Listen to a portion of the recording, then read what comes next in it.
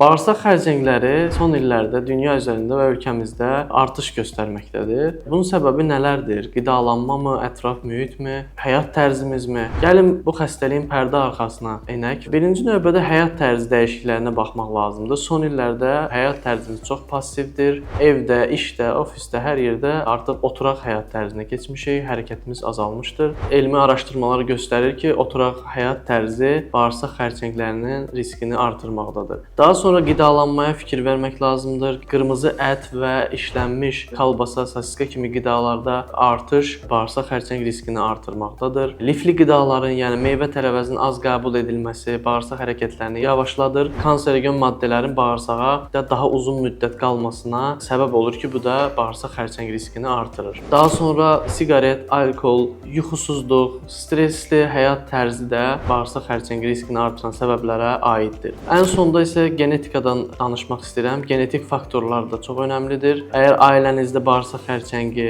varsa, digər insanlara görə sizin də bu xəstəliyə tutulma riskini artırır. Amma bu o demək deyil ki, siz mütləq bu xəstəliyə tutulacaqsınız. Vaxtında olunan müayinələrlə, skrininq testlərlə bu xəstəlikdən azad ola bilərsiniz. Son olaraq, vaxtında aşkar olunmuş bağırsaq xərçənglərinin %90-ı tamamilə sağala bilir.